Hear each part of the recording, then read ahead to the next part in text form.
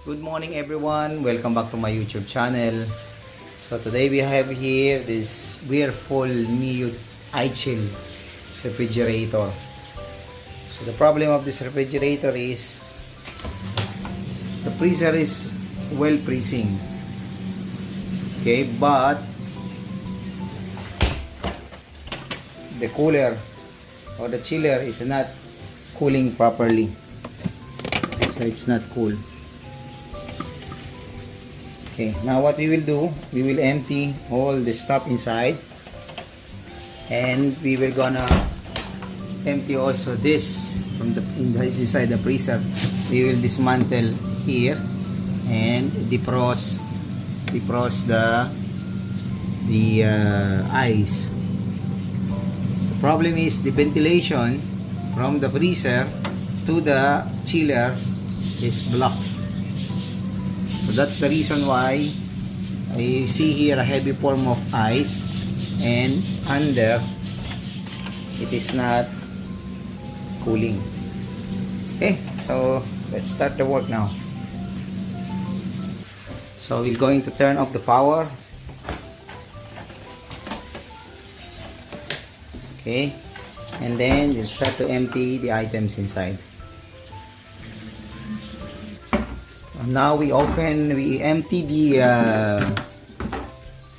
items inside, starting to empty this also, and then after emptying, then we will open the screws and this also, plus we will remove the knob, then we will open this.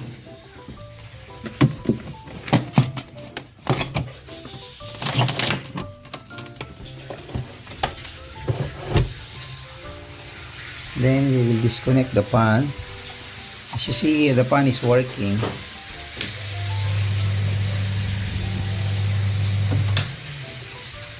So the problem only is the heavy ice deposit inside the air vent, or the cooling vent that we need to defrost.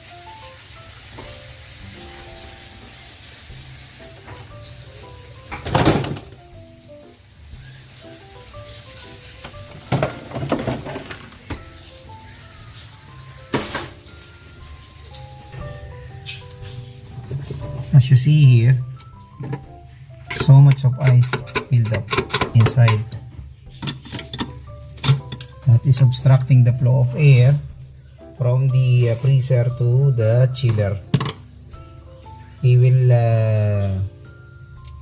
melt it using hot water. So with the hot water, we pour it inside here.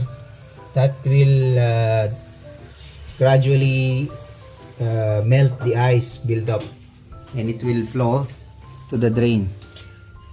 So here is the ventilation system, which is not working as the evaporator is blocked. As you see here, there are multiple vents. That is the airflow. Airflow is happening from that fan blowing in here towards the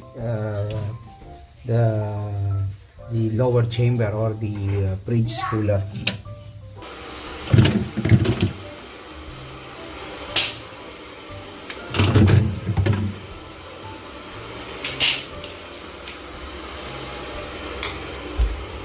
Then you will open the screw.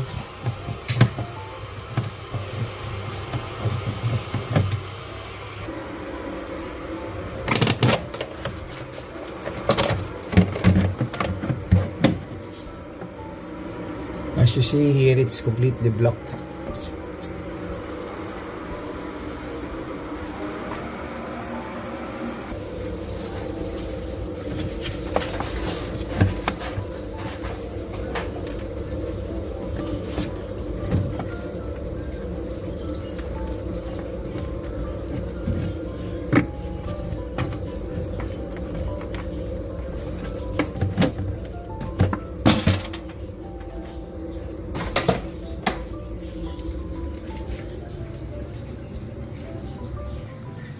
Okay, so using the hot water from the kettle, you just directly pour it inside like this.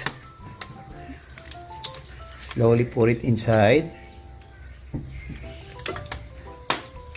so the ice will melt slowly. As you see here, there are a build-up of ice.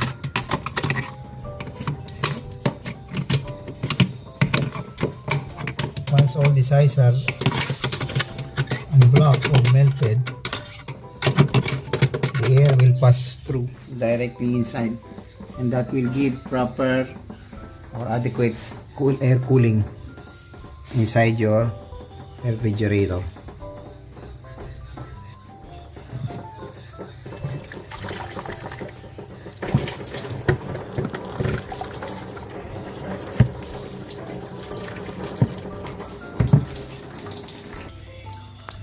Make sure to put some rags under so that all the drained water or melted ice will flow directly into your rice. Okay, so now that we are sure all the ice melts and the circulation of air is happening now, take the chance to clean also your refrigerator. So after cleaning and melting the ice, it's time now to fix back the cover control here, cover control, and also here. Okay, so if you like this video, please like and subscribe. Okay, so furthermore, also make sure to check this bend. It should be open here on the minimum and open, so that the maximum airflow will pass through the chiller. Now as you see here, you can reduce or restrict the airflow by turning. If it is in minimum, that means more airflow will happen to the chiller from the freezer. Okay, if you put on deep freeze, that means this airflow is closed. The flow of cold air towards your chiller will be less.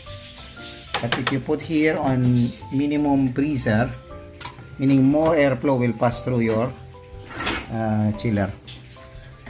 Okay, so now we're gonna fix back everything the same as it was. So we connect the connector.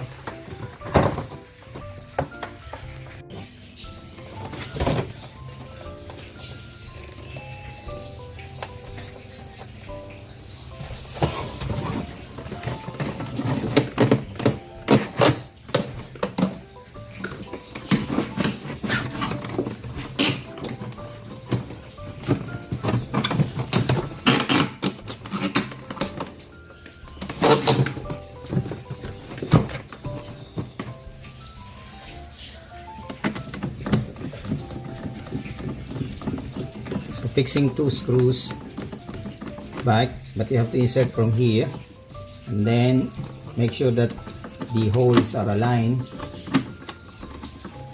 and then insert the screws and tighten.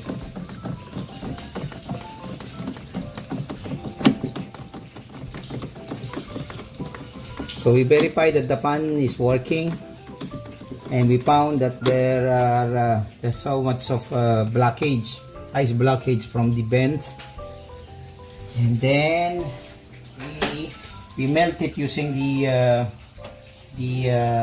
hot water from the chiller, and we heated water from the kettle.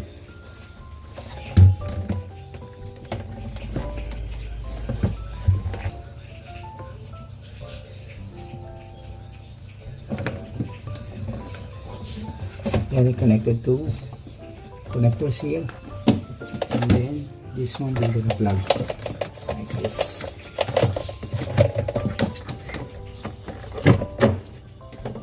And then we will secure it with the screw.